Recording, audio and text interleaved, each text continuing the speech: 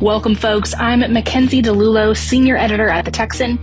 If you've logged on to Twitter this week, no doubt you've seen Ken Paxton trending on your sidebar. I'm joined today by senior reporters Hayden Sparks and Brad Johnson, who have both been reporting on the Texas House this session to talk all things impeachment. They've been at the press conferences, read the reports, and will be on the House floor tomorrow as the House plans to begin impeachment vote proceedings against Attorney General Ken Paxton at 1 p.m. Gentlemen, you've been sprinting this week, so thank you for making the time to join us. I know Brad would say he's contractually obligated, but I still appreciate it. Yeah, I am contractually obligated, but this has been quite the week. I did not see it coming. I don't think anybody really did. But here we are, and just a few days before Sine Die, and something that hasn't happened in 100 years, at least for a statewide official, is seemingly going to happen tomorrow. Yeah, absolutely. Well, we'll jump right into this. I know we're working out Hayden's audio here. So, Brad, we're going to start with you. Give us a rundown. This all started Tuesday of the timeline, the order of events. I think folks are confused, and there seems to be a lot of confusion just generally on Twitter as to how this is all working out and what started this whole debacle. So start us off on Tuesday. Give us a rundown. Yeah, Tuesday really sped things up in this, but the Committee on General Investigating has been meeting on what was Matter A, that we now know is the investigation into Attorney General Ken Paxton since March. The committee hired a team of counselors, all have connections to the Harris County District Attorney's Office, and one of them, the chief counselor, used to work for the Lieutenant Governor's son when he was a U.S. attorney in the Southern District of Texas. So this has all been done in behind closed doors, and they've kept a pretty tight lid on this, as is the purpose of the General Investigating Committee, to investigate sensitive issues, as we saw play out with the expulsion of Representative Brian Slayton earlier this month. So the committee had been meeting for months on this. They've been investigating it, undisclosed Matter A. On Tuesday, things really sped up at around 2:30 p.m. The General Investigating Committee announced a meeting to come at 3 p.m., 30 minutes later. Then about 23 minutes after that, Attorney General Ken Paxton tweeted out his statement calling for the Speaker's resignation. That was in relation to a viral video that had circulated from last week of the Speaker slurring his words on the dais.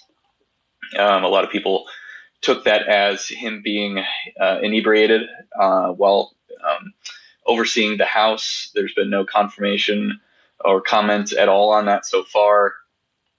But the Attorney General was the first one, after multiple days of nothing really being mentioned about it, coming out swinging. And that was about 7 minutes before the committee convened. And so at 3 p.m., the committee convened and went immediately into executive session. At 3:10 p.m., the Office of the Attorney General tweeted out a letter that it had sent to the General Investigating Committee calling for an investigation into Phelan himself, specifically on those allegations about being drunk while overseeing the State House. About an hour and a half later, at around 4:40 p.m., the committee announced publicly that it had issued 2 subpoenas in, quote, Matter A, which is now known to be the Paxton probe, and that it would hear public testimony the following day at 8 a.m. That following day, on Wednesday, the committee heard a review of findings from their team of counselors, who ran through a bunch of facts and allegations against the Attorney General, stemming from largely 2 court cases. The very long and ongoing securities fraud case. I think that's been around since 2015, although the actions that is litigating stem from years previous to that. And then also the whistleblower case that was filed in November 2020 by now former members of the Office of the Attorney General. And so they heard hours of testimony on this. Then they adjourned. The following day, they reconvened and announced that they were filing articles of impeachment against Attorney General Ken Paxton and recommending that the House impeach the Attorney General. Okay, so two questions for you before we move on to Hayden's section. One, clarify for listeners what executive session is, why it's important that the committee went into executive session. And two, clarify what you mean by Paxton coming out swinging when this all went down. Sure, yeah. So executive session is used by the committee to discuss sensitive topics, whether it's an investigation into, hear testimony, witness testimony from, let's take the Slayton case, for example, staffers who are alleging wrongdoing to ensure that, their identities are protected. In this case, they probably used it to discuss how they were going to just talk to their team of counselors, discuss how they were going to, what their thinking is as details come forward, as they put together their findings. And then once they're ready to make an announcement about whether it's the subpoenas or the ultimate articles of impeachment, that's when they tend to bring things publicly. And that's when you're able to see things on the committee meeting live stream. And so your other question on coming out swinging, the Attorney General issued a statement saying that Speaker Phelan and the alleged inebriated state was, unbecoming of a state lawmaker and that he should resign. I think it's really important to underscore this fact that this came after the committee announced the meeting to come at 3 p.m., but before the meeting started. So, there's a lot of political moves going on in this situation, and I think that is one of them. But the Attorney General, is very clear that he believes the Speaker should resign, and it is just another page in this larger chapter of this fight between the Texas House and the Attorney General. Well, there you go, Brad. Thanks for that. We'll come back to you in a bit and ask some more questions. Hayden, we're going to pivot to you. The articles of impeachment have about 20 charges that walk through all these allegations against Attorney General Ken Paxton. If you wouldn't mind starting with detailing those so we can move on to the other portions. Of course. So in the next few minutes or so, I'll talk about some of the charges in the articles of impeachment that Ken Paxton is facing. Then I'll talk about some questions that were asked in the House chamber, and I'll wrap up by discussing a news conference that occurred today. The articles of impeachment were filed by way of a resolution. That was just the instrument that was used, and it included 20 specific charges that included things such as disregard of official duty, misapplication of funds, abuse of office, dereliction of duty, obstruction of justice, and other charges. And of course, these were all related to his business dealings with Nate Paul, allegations that he accepted bribes from Nate Paul in exchange for using the office to interfere in litigation that Paul was facing with his companies that he controlled. And the Attorney General, as Brad mentioned, will be removed from office if he is impeached on these charges per the process in the state of Texas. But these specific charges deal specifically with constitutional bribery. That's another charge that's set forth in the count. One of the things of value that Paxton was said to have received from Nate Paul in exchange for his use of the OAG to benefit Paul was him hiring the woman with whom he has admitted and publicly acknowledged he had an extramarital affair. So that was one of the components of the bribery charge. But he was also accused of interfering with the legal process and dragging out the criminal cases against him in Collin County, the securities fraud indictments that were handed up in 2015. So those are part of the articles of impeachment as well. But there were some interesting questions asked from the back mic, specifically from Representatives John Smithee, a Republican from Amarillo, and Matt Schaefer, a Republican from Tyler. They, last night, after Chairman Andrew Murr distributed these articles of impeachment, they discussed the process and the way that the House will go about conducting this impeachment hearing. And more of those details were laid out today in the memo that the General Investigating Committee distributed. But the questions that Schaefer and Smithee asked highlighted the rarity of this. Of course, Texas has only impeached 2 officials in its history and never an attorney general. So this is historically significant. Schaefer was concerned that the House would not be able to interview witnesses, would not be able to directly examine them. And Smithee was also asking about the process for that, and Phelan largely referred them to Chairman Murr to answer those questions.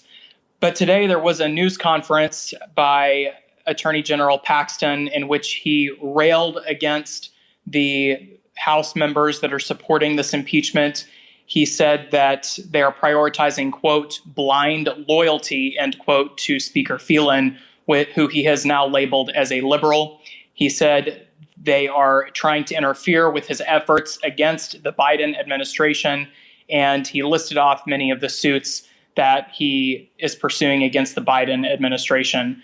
At the end of this news conference, he did not take any questions, and he referred to his chief litigator, who reiterated his arguments that this impeachment is illegal under the Texas government code because it concerns acts that were allegedly committed prior to the 2022 election. However, he did not necessarily respond to the specific factual claims or the specific charges in the articles of impeachment. So that was the tone of the news conference that took place today.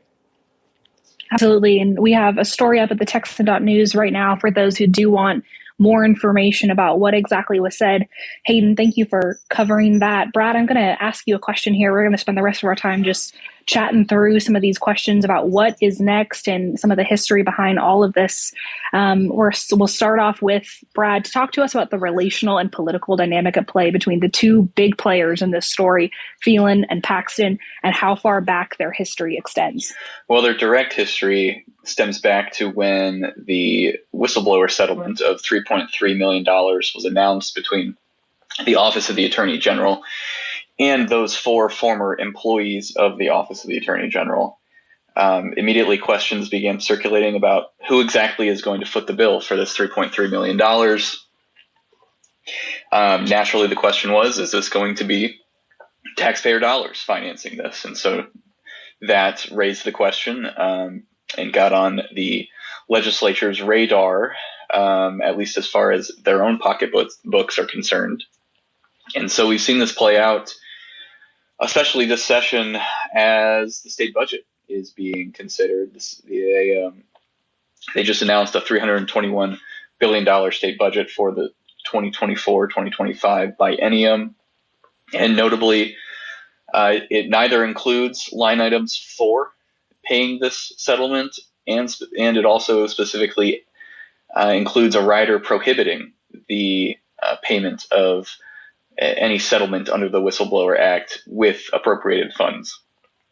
So Speaker Dade Phelan was asked about this sometime before the legislature convened, and he basically said that the Attorney General is going to have to come and make a case to the legislature about why they should, foot the bill for this. And so the Attorney General and his team came, as they do every biennium, to make the pitch about just general appropriations to the House and Senate committees that handle the budget, arguing that this is something that the state legislature must pay for, specifically because the suit is against the Office of the Attorney General itself, not really Paxton as, an individual. And so that was the case Paxton and his team were making. It didn't really persuade House leadership, especially, and I'm not really sure how many legislators it did persuade, other than those, just wanting this to go away. But Phelan has dug his heels in on this, and he convened the committee to discuss this issue, look into it more, and then committee chairman Andrew Murr kind of took it from there. And since early March, they've been essentially laying a case out for why they shouldn't foot the bill for the settlement, and ultimately that has turned into what we are seeing with this this recommendation for impeachment against Attorney General Paxton. And so, yeah, absolutely. Yeah. So let's get into that then, because I want to underscore again for folks that this all started publicly on Tuesday. There was a long period of time that extends, toward the beginning of session where this was all going on behind closed doors and folks did not know what was happening. So I want to talk a little bit about that.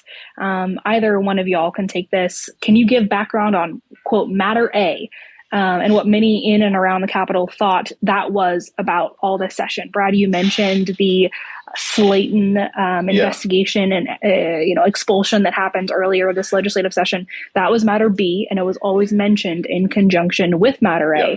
We thought it was something else until this. Yeah, I can take this one. I just from my own experience, I thought it was the investigation or an investigation into Representative Jolanda Jones.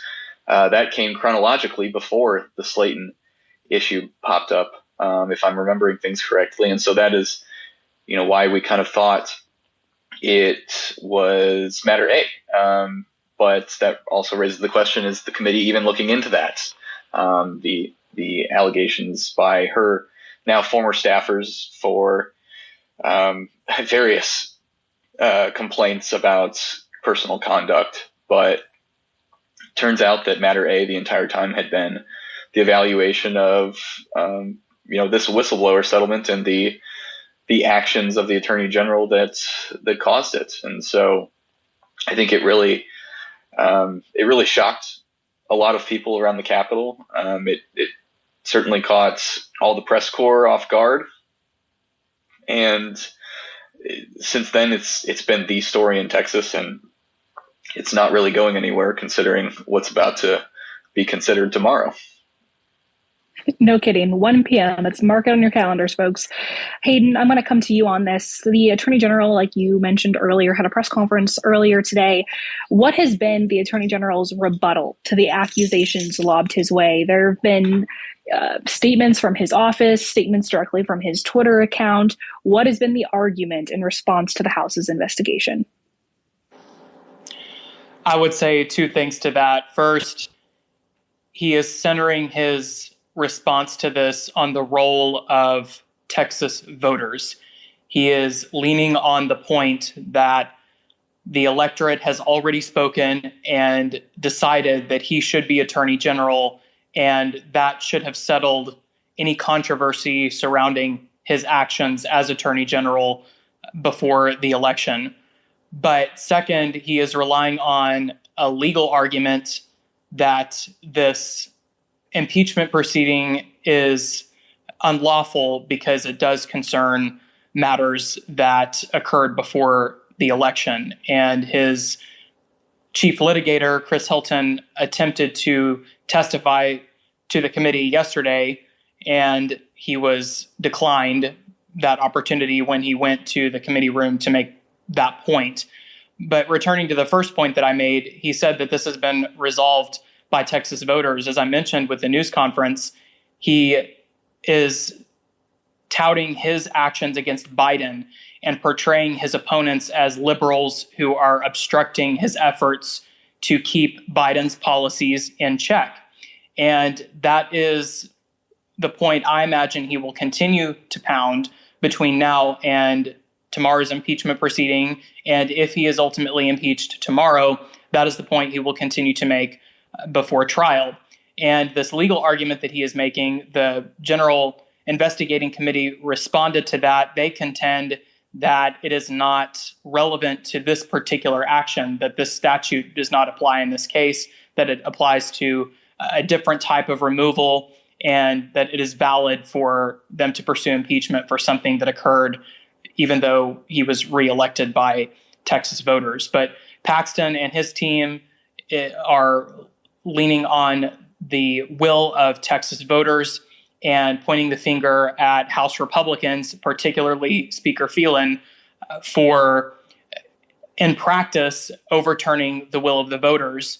And whether the impeachment tomorrow is warranted, whether conviction on the impeachment charges is warranted or not, this proceeding, if it goes through, will have the effect of reversing the outcome of November's election. Ken Paxton, of course, defeated Rochelle Garza in the general election, but he also defeated 3 Republican challengers, including George P. Bush in a runoff. So he is continuing on that point, and I imagine that will be at the forefront of his argument as he defends himself against these impeachment charges. Certainly, Hayden. Thank you. Brad, what are the dividing lines among Republicans on this issue right now? Twitter's ablaze, to say the least, and has been since the announcement of this whole proceeding was made public. Give us a rundown of where the fault lines are on this issue. Yeah, obviously, it's the big story in Texas, but it's also grabbed the attention of conservative, national conservative political figures. I'll stick to Texas first. The Texas GOP came out and flat out called it a sham. Chairman Matt Rinaldi, in his statement on the issue, criticized it vehemently. And he has grappled with Speaker Phelan a lot over the session. First, it started out with the appointment of Democrats as committee chairs, which is a very layered issue. There's arguments on both sides and political realities, such as having to secure a speakership with 76 votes in the House, and so how you build that is obviously up for debate. And the Texas GOP has been very critical about the appointment of Democrats as committee chairs there. You also have members of the SREC weighing in. They come. I've seen multiple that are very critical, that are taking the Texas GOP's stance on it. I've seen others that are critical of the Texas GOP itself taking a stance on this, rather than maintaining neutrality as the statement on the Slayton case was when Rinaldi commented on that. So, as always, the SREC is very divided on this, and in which way they all should they should line up and let things play out, or try and tip the scales one way or the other. The big name in all of this is Trump. Where is Trump in all of this? Trump is silent, which is I think pretty interesting. I mentioned the national political figures that are getting involved. One of them is Trump's son, Donald Jr. He weighed in and criticized Phelan and the potential for impeachment. But Donald Trump, the former president, is silent at the moment. And, either he's, waiting in the wings until tomorrow to come in and drop a PR bomb on this, or he's going to stay out of it, which, if that happens, is very, very interesting.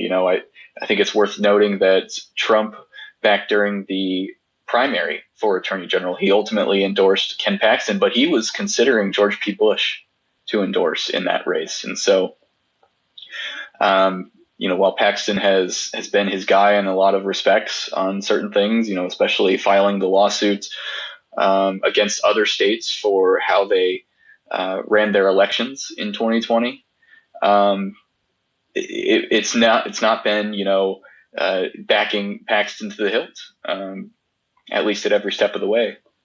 So how that shakes out, not only will it be interesting to watch from an outsider's perspective, but if the former president jumps in, it may sway some members in the Texas House on which way they're going to go. Absolutely. I think that's a big question mark right now. Hayden, I'm going to come back to you. Can you speak to the arguments regarding the timing of Paxton's election? You alluded to this earlier, and the effect that might have on the validity of these impeachment proceedings. Many of the allegations that are listed in the articles of impeachment concern conduct that they are accusing Paxton of committing years ago and not in his current term. I did mention this a little bit in my answer earlier. Chris Hilton pointed to a section of the Texas Government Code 665.081 that seems to preclude impeachment in the case of actions committed before the election to the current term. And the articles of impeachment here, for instance, concern a whistleblower lawsuit that was filed in November of 2020 after these former employees were terminated for reporting, according to them, their good faith allegations against Ken Paxton to federal authorities. So that is a big part of this. He was reelected in 2022, and as he highlighted in his news conference, that was the will of the voters, and they're saying that that should have cleared up any controversy about whether these charges should warrant his removal from office.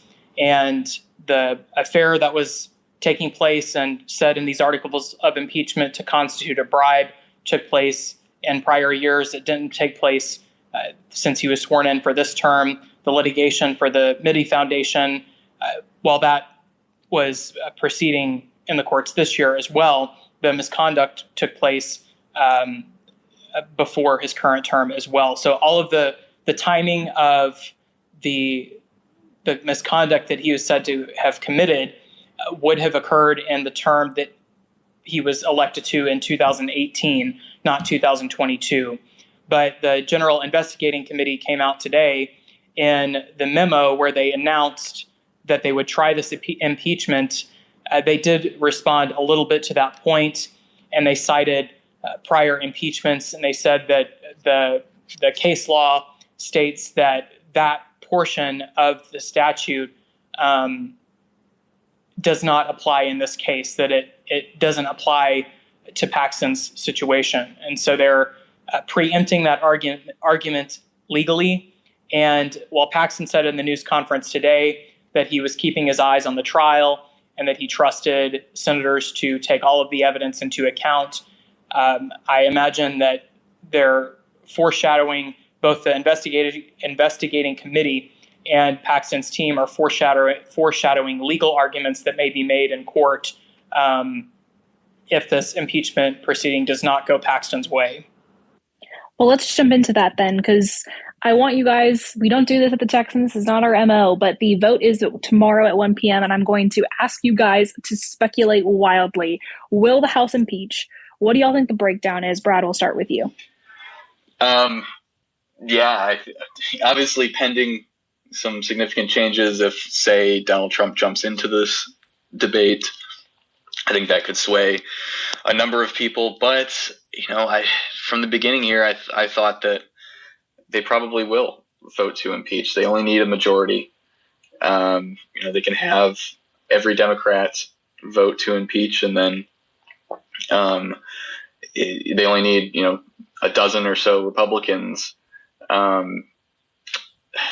I'd be hard pressed to believe he isn't impeached. Now, obviously, that's not the end of the road. The Senate would still have to convict, and that's a much higher ceiling with 2/3. And so, it's there are questions from members, not only whether he should be impeached or not, but also whether the process was sufficient. Whether we heard Representative Matt Schaefer talk about this a lot, and he came out and said this in a statement that he has serious reservations about, how it's, at least in recent days, been sprung on the membership. So I really don't know what ultimately it'll come out to in terms of a vote breakdown, but I think it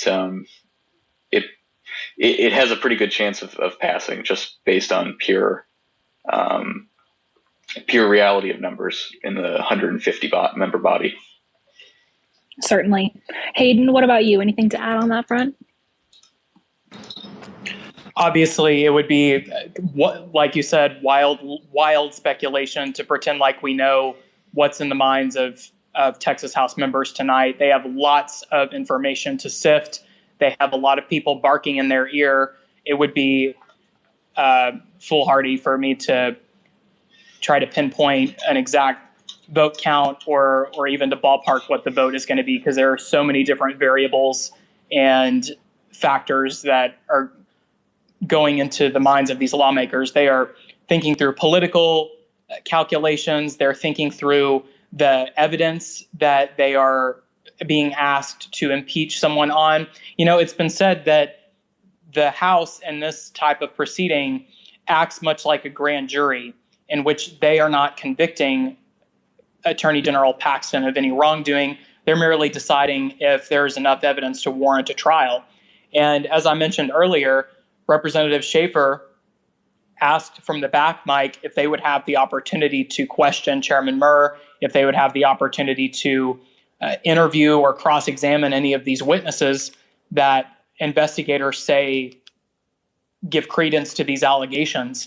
And much of what they're discussing is procedural, whether they even have the mechanism in place for these members to evaluate whether the evidence against Paxton does warrant an impeachment. So they're thinking through all of that. They're thinking through what this could mean in terms of precedent. The last time the state of Texas impeached an attorney general was never. This has not happened before. And Representative Smithy pointed that out, that he's been in the House for decades and he hasn't faced a situation like this before. So Democrats are probably a lock for impeachment. There could be a couple Democrats who on principle say, I don't like the process, I'm going to vote against impeachment, but I expect overwhelming majority of Democrats to vote for it. But in terms of Republicans, there are just too many variables, too many question marks at this point, and there are still a lot of hours left before the moment of truth tomorrow afternoon at the state capitol when they have to make this decision. Certainly. Let's jump into that then. Talk about, there are many, many members who've been very quiet about their position ahead of the vote. Brad, I'm going to ask you to give me one example of a member who has said they will vote for impeachment and give us a rundown of what their reasoning is. And then one example of a member who has said that they will vote against impeachment and what their reasoning is. Representative Terry Canales, Democrat from Edinburgh, definitely among the more moderate Democrats of that caucus, came out full-throated and said that he would vote to impeach Attorney General Paxton. I was sitting in the hearing in which the committee heard testimony from these investigators, these counselors, and Canales was sitting in there for much of the time. And so he walked away and said, hands down, I'm voting for this. Interestingly enough, historical tie-in, Canales' father, also named Terry Canales, was he introduced articles of impeachment against the last official to be impeached by the House, O.P. Carrillo, a district judge down in South Texas, in the 70s. I think it was 1975 that he was impeached. Canales' father introduced those articles. Carrillo was a very shady character, and there's actually a really good Texas Monthly series on Clinton Mangus that talks a lot about O.P. Carrillo. So if that kind of thing, if that historical context interests you, I recommend checking that out. But Canales was one that came out full-throated and said he will vote for this. One that didn't is Representative Tony Tinderholtz, which I don't think should really be a surprise. He actually ran a robocall around the state, calling in as many words, the politically motivated, calling this impeachment proceeding politically motivated. It's not really surprising because he ran against Dade Phelan for the speakership. And so, if anyone is going to be critical of the sitting House Speaker, it is going to be Tinderholt, who's, especially after, Slayton was expelled, he's been kind of on an island. But he has not let up from criticism of House leadership. And so, those are just two, and there are many, many of them who are kind of keeping their powder dry and not coming out one way or the other.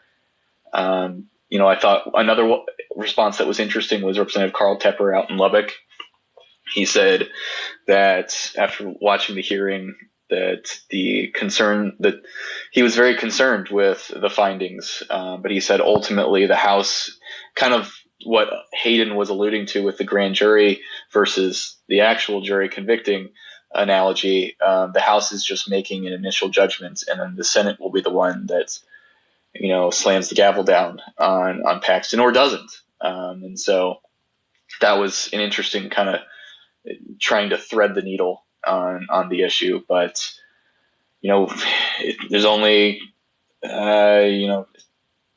16, 17 hours until the vote is considered, and so or the issues considered, and so they're going to be thinking all night about how they're going to vote on this because of any number of factors.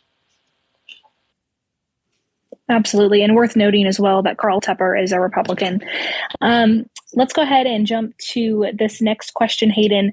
What has the difference in posture been, if there has been a difference in your mind? You've been up close and personal at a lot of these events, between Attorney General Paxton and Speaker Phelan throughout this last week. There are a couple observations I would make in that vein. First, Phelan has seemingly been calculated and reserved in his approach to this. Paxton, on the other hand, has aggressively tried to reframe this situation as he reacts to being impeached and truly watching his political career be imperiled. First, I mentioned that Phelan has been calculated. He did not necessarily come out swinging when Attorney General Paxton raised this allegation that he was intoxicated on the dais. Phelan did produce a statement through his communications team that Paxton is desperate and trying to, quote, save face, end quote. And that was his communications team's response to Paxton's comments. But true to form for Phelan, he hasn't been on Twitter railing against Paxton. He hasn't really been barking his opinions about this into the political atmosphere.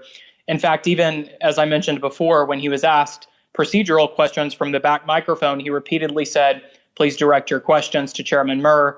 Please direct your questions to the parliamentarians. He's directing them to resources that can ask their questions. He hasn't been much for zingers and one-liners in this process. Paxton, on the other hand, such as at the news conference today, has tried to reframe this situation as him being targeted and pursued because he is a diehard conservative trying to hold the line against the Biden administration's policies. And Mackenzie, I'll say I don't typically state my own observations and outside of real facts that are taking place, but I will say just my impression of Ken Paxton when he approached the podium today at the news conference. He seemed exhausted. He seemed like he was trying to defend himself against these impeachment proceedings on charges that could end his political career that was on an upward trajectory. So to summarize, Phelan has been very methodical. He has directed this behind the scenes, as Brad talked about. This investigation has been going on since March, and we were not aware that it was the Office of the Attorney General being investigated. And they were issued subpoenas, so they were obviously, the OAG was obviously in the loop on this, but now they're finally able to comment on it publicly. And now that they're very organically reacting to yesterday's news that come Sunday, Ken Paxton may not be the Attorney General anymore. So he has a lot on the line, and he has been aggressively trying to reframe the situation to rally his supporters, to encourage them to go to the Capitol, and to defend the mandate that they sent when they reelected him in November. And I'll be watching closely for if Phelan tomorrow, after this impeachment proceeding, whatever the outcome, if he gives any kind of closing statement or closing remarks, or if he has anything to say about this publicly after all the chips fall. Which he did after the expulsion of Representative Brian Slayton. So it would be interesting to see if he does the same tomorrow. One thing I do want to add to y'all's already very thorough commentary about all of this is if I were to distill this down into, Phelan versus Paxton here.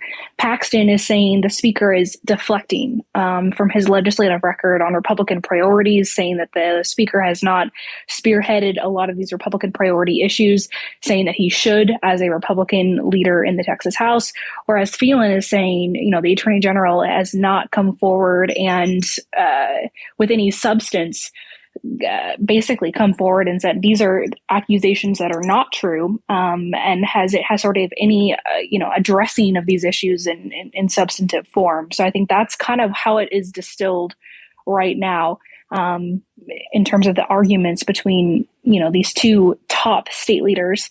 Brad, I want to ask you a question here. The House committee in the Attorney General's office, obviously major odds right now. The AG's office claims they were never given an opportunity to give their side of the story during the investigation.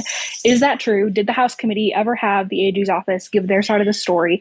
And is that something that the House should have done? What does this look like in the impeachment process? Well, that's still an open question, and I say that because the committee issued, I mentioned the two subpoenas that the committee issued. One was to John Doe number 6, which is presumably Paxton himself, and the Office of the Attorney General. So that was announced on Tuesday. And Paxton's team has since said that they were, like you said, never given the opportunity to give their side. But that doesn't exactly track with the issuance of the subpoenas. So either one of two things. The committee reneged and was deceitful about not giving Paxton and the Office of Attorney General a chance to air their side of the story, or Paxton's team ignored the subpoenas and is lying about this. There's no bridging the gap on that. It's one or the other, and we don't know who it is. Should the committee have given him the opportunity to testify on this? That would at least probably provide more of the picture, or at least another argument. And that certainly doesn't mean they didn't or didn't give them the opportunity. We don't know. We really do not know who is being truthful and who is not on this issue. And I don't know if we're going to find out. Both sides have not really been forthright about this, but it's definitely, if we do get an answer on it, it will be very interesting to see where the chips fall on that. Absolutely, Brad. Thank you for that. I'm also going to ask you one more question here, Brad, before I pivot to a couple of Hayden. Who were these original Paxton whistleblowers? We've heard members of the General Investigating Committee of the House come forward and say that some of these investigators were Democrats, and Paxton is accused, like Hayden said earlier, them all of being liberals. But what was the political stripe of the original Paxton whistleblowers, and what was the context of that situation? So the original whistleblowers were all former employees of the Office of the Attorney General. Really, the first guy that blew the lid on this was former first assistant to the Attorney General, Jeff Mateer. And Mateer is a grassroots conservative attorney. He used to work at the First Liberty Institute, and he's back there now after leaving the Office of the Attorney General. So, and as far as I'm aware, all the other whistleblowers, they're all, they probably wouldn't be working for Ken Paxton in the first place if they weren't, closet liberals. But as far as I'm aware, they were all conservative attorneys, and they blew the lid on some alleged corruption. And obviously the Attorney General himself has maintained his innocence, and none of this substantively has really been metered out in court yet, because it's focused on a lot of these procedural grounds. And there was the settlement that at least so far has kind of ended the question in court. We'll see if that gets restarted, depending on if the legislature does or does not appropriate this money for the settlement. But to answer your question again, the the people that were working for Paxton that blew the whistle on him in this instance were, by all accounts, conservative attorneys. Hayden, we're going to come to you. And folks, just so you know what's going down here, we have 3 more questions that we will be asking here before we let you all enjoy the rest of your evening. Hayden, if Paxton is impeached tomorrow, what happens next?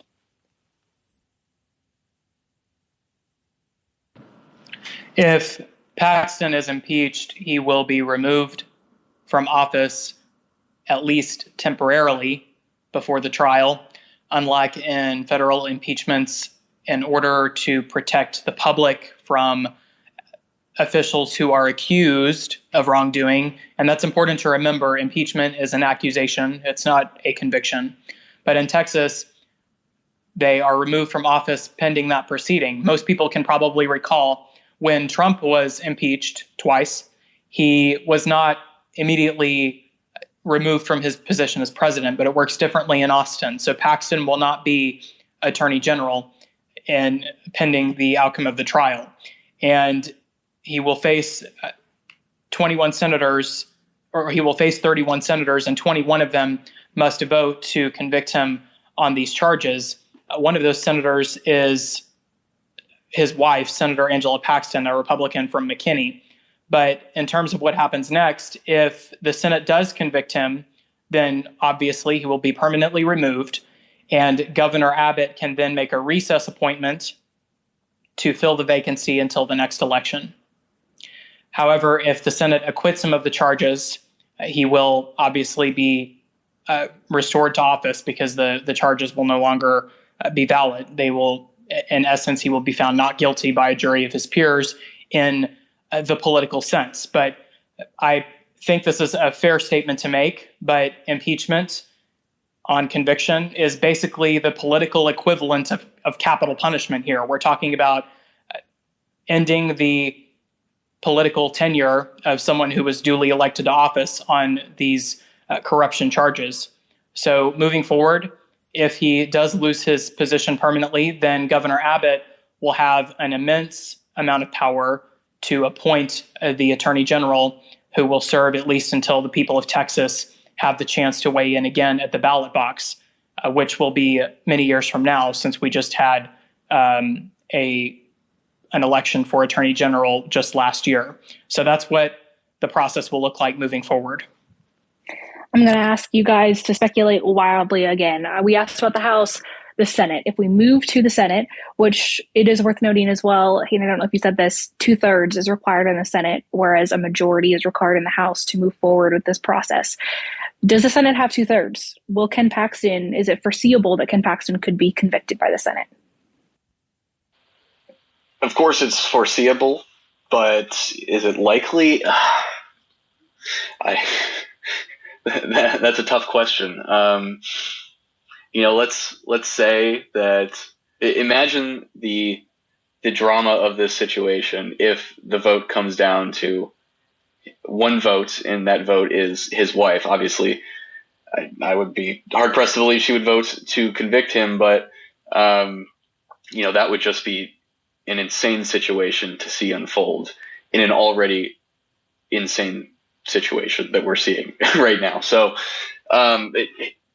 it's certainly possible that the Senate gets the votes, and I don't think it's even close to as likely, though, as the House voting to impeach tomorrow. And worth noting, as you mentioned, Brad, the Attorney General's wife serves as a senator in the Texas Senate and has since 2019, Senator Angela Paxton from McKinney. Hayden, what about you? What are your thoughts on all of this? I agree with Brad that it's a lot more likely tomorrow than the impeachment is a lot more likely tomorrow than conviction. When you look at the numbers, we have 12 Democrats in the Senate, 19 Republicans. If my math might be failing me there a little bit, I believe that's the breakdown. So you're looking at needing a lot more Republicans. You need 9 Republicans in the Senate to convict of these charges versus a simple majority. And as I said earlier, the overwhelming majority, if not all, of the Democratic caucus will likely vote for impeachment. So in the House, and all they need is a majority vote, which, because of the removal of disgraced Representative Brian Slayton, we only have 149 members in the House. So the voting threshold is even lower at 75. So you only need 11 Republicans plus all Democrats to impeach, versus in the Senate where you need 9 Republican votes to convict. So the bar is higher in the Senate. Dan Patrick has already said that they will treat this process as a jury would be expected to treat a criminal proceeding. This obviously isn't a criminal proceeding. He does not. This is a political proceeding. He does not have life, liberty, or property at stake here, other than his job. But Dan Patrick has taken that stance on these proceedings, and by then there will be a lot more. There will be a lot more review of the evidence. And bear in mind again that this is not just each chamber voting on their opinion on whether Ken Paxton should be Attorney General. That's not the proposition here. The House's role is to decide if there's enough evidence to proceed to trial, and then the Senate's role is to vet that evidence to see if it warrants a conviction and removing him from office. So they have a much higher bar politically with the 2/3 vote, and a much higher bar constitutionally with their duty to vet the evidence. So it would be speculation. And again, there are too many factors to have a crystal ball in front of us and predict what the Senate will do. But this whole situation would be wild on its own. But the fact that the Attorney General, who is on the precipice of possibly being impeached, that his wife is a member of the body of lawmakers that will decide if he is convicted, that's extraordinary. This politically is a very wild situation. And Senator Paxton, I can imagine, has a lot going through her mind. And of course, her colleagues, it's a small group there in the Senate. Her colleagues probably have a lot of things that they're taking into consideration as well. And that will be the Senate trial will be the moment of truth. If I could jump in, and say another thing? Go ahead. Timeline is also going to be very interesting on this. Does the Senate convene immediately after these articles of impeachment are delivered, if indeed he is impeached tomorrow? Do they have to stay in town to consider this? How long does the trial actually last? These are all things we don't know because this hasn't been done in such a long time. But I think it's also a good comparison point that is the election after the 2020 election, and we saw what happened at the Capitol on January 6th. There was a lot of discussion about impeaching former President Donald Trump that night, and there are a lot of people that have said that they would have voted to convict, or at least reports of members saying that they would have voted to convict that night in the heat of the moment. But after a long amount of time went by and tempers kind of settled, eventually he was not convicted in the Senate.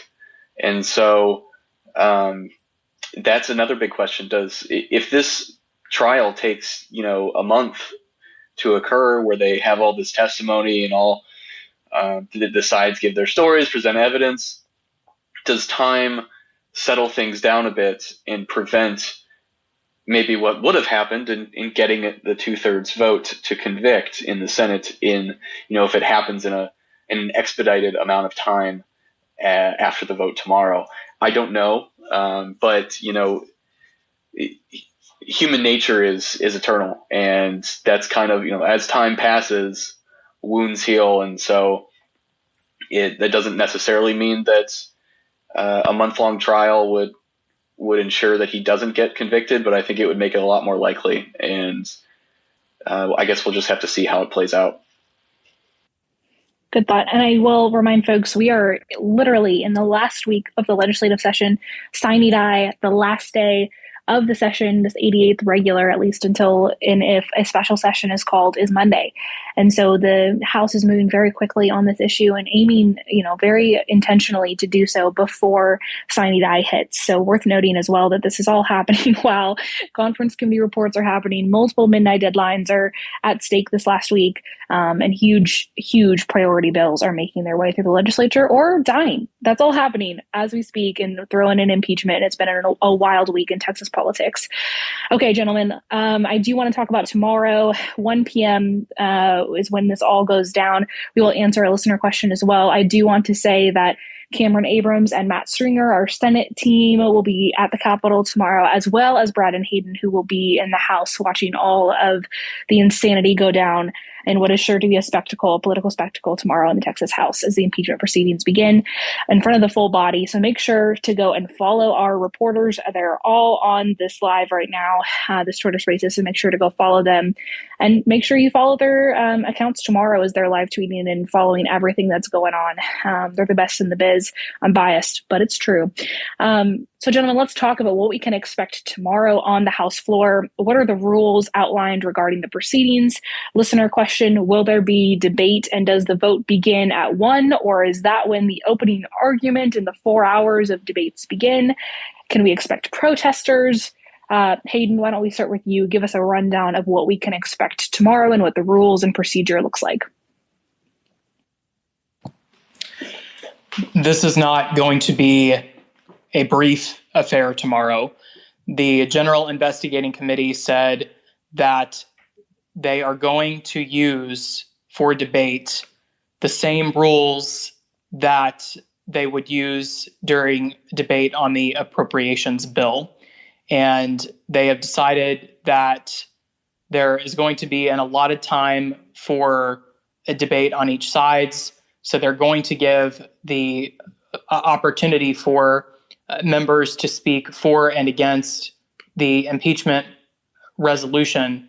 And the vote will not take place right out of the gate. So they're not going to come together and then vote right away. They're going to have an opportunity for the members to debate the merits of this impeachment.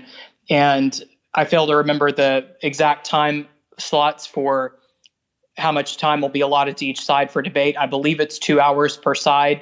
Brad will have to fact check me on that. This though, for Republicans, is going to divide Republicans. I don't know clearly which side or how many Republicans will fall on each side, but the real tension, the real contrast here is going to be between the Republicans that support the proposition that Ken Paxton should be impeached and those who are against it and those who believe that the process has failed here. But the GOP has been in power for decades. The chief law enforcement officer in Texas is a Republican. This is a fiasco for Republicans politically. And I think tomorrow will foreshadow how each individual member is going to handle this going forward. Politically, this is easy for the Democrats. Democrats can say, we got the corrupt Republican politician. That's going to be their talking point. But Republicans threading the needle of respecting the process, respecting the will of their constituencies, many of whom overwhelmingly support Paxton, and then finally making a decision on what's best for the state of Texas and what's best in the public interest. That's going to be the substance of tomorrow's debate. And members have a very weighty decision on their hands. Complicated for many reasons. And this is a very popular statewide elected official in terms of, Republican primaries that we're talking about here. And that is no doubt on some members' minds as they consider the vote tomorrow. Brad, what about you? What can we expect tomorrow? Well, if you are interested in reading the memo that Chairman Andrew Murr sent to members today, we have that linked in our piece on the announcement of the vote tomorrow. It's linked there and it's scribed, so you can read it in the body of the article. But that has all the details about the case they're making, the reference to the forgiveness doctrine that we sort of touched on. The committee itself responded to that. But as far as the procedure for tomorrow, there will be 4 hours of consideration on this before they take the vote. That starts at 1. And so the rules they are adopting are the rules they use for the general appropriations bill. That is 40 minutes for opening presentations. The committee will obviously lay the resolution out. They'll give their side of the story. Whomever is kind of taking the mantle of defending Paxton in this, and I think it's important to note that as far as I'm aware, Paxton will not be there on the floor to defend himself. A member will have to take it upon themselves to do that. Is that Tinderholt? That's if I had to guess, that's probably who I would think. But there might be others, especially if you get into opposition on these procedural grounds to the way this has unfolded. There will be 20 minutes for closing statements by the committee itself. And actually, now that I'm reading it, it looks like it'll be 40 minutes for opening presentations and 20 minutes for closing statements by the committee. So all the opposition statements will occur in the other 3 hours in between those two periods. It says the remaining time will be equally allocated between proponents and opponents, and that will be reserved for general debate. So I don't know, it might differ somewhat, but the way this occurred with the Slayton expulsion was the 5-member committee. They each took their own section of the case for expelling Slayton, and they explained those charges and their reasoning for it. It will probably play out similarly. They'll probably divvy out the sections of charges and allegations that they're making between the members. And that committee is 3 Republicans and 2 Democrats. It's Andrew Murr, the chair, Republican, Charlie Guerin, Republican, David Spiller, Republican, and then the 2 Democrats are Ann Johnson and Oscar Longoria. So I assume that it's going to play out pretty similarly. Each of them will get their time at the mic, and then we'll see how which members decide to get up and defend Paxton, or at least make the case that this process is flawed and it should be rejected on those grounds. So, as we said before, a simple majority vote is required to prefer articles of impeachment, and at that point, it will be sent over to the Senate. And I think one interesting thing to note on this is, if it is sent over to the Senate, similar to how Congress handles it, House members will be made managers of the trial, and they will oversee the trial in the Senate, or at least the managerial side of things. I think Sylvia Garcia was one of those in Congress, Democrat I think she's from Houston. She was one of the impeachment managers against Donald Trump, and so it would be something similar to that. And Dan Patrick, Lieutenant Governor, would oversee it more like a judge would in a jury trial. And so it's untrodden ground. This entire situation is, at least for any of us in the recent past. And so it'll be very interesting to see how it all plays out. Are there protests outside the Capitol tomorrow? Does that have any effect on how these things unfold? We saw Matt Stringer with us he found a tweet from the Texas Democratic Party, and it said they're calling for their activists to pack the gallery tomorrow. I assume you're going to see a similar effort from the Republican Party, which is obviously, as I explained earlier, very much against this entire situation. Hopefully, it doesn't result in a situation like we saw with SB 14, where the gallery had to be cleared because of disruptions. That was caused by the anti-SB 14 activists. Hopefully that doesn't happen. But, this is this is a new situation, and I suppose anything is possible. But you can bet there will be a heavy DPS presence there on the Capitol grounds tomorrow. Certainly some history making at the Texas Capitol. Brad, Hayden, thank you both for joining us tonight. And folks, thank you so much for listening in and spending a whole hour with us tonight. That was certainly longer than the 30-minute stint we thought we'd be going for this evening. So thanks for sticking along with us. As a reminder, follow the reporters at the Texan. Brad Johnson, Hayden Sparks, both who spoke tonight, our House reporters, and Matt Stringer and Cameron Abrams, our Senate team, who will also be at the Capitol tomorrow. It's all hands on deck. Make sure to go follow them for the latest of what is going on in both the House and the Senate. And DM us if we did not get to your question this evening throughout the course of our Twitter Spaces. We may just answer that on our next weekly Roundup podcast. So feel free to DM me, Armada Cowan, or one of the reporters. Hopefully we can find some time in the next podcast to answer them. Thank you so much again for joining us, and enjoy the rest of your evening.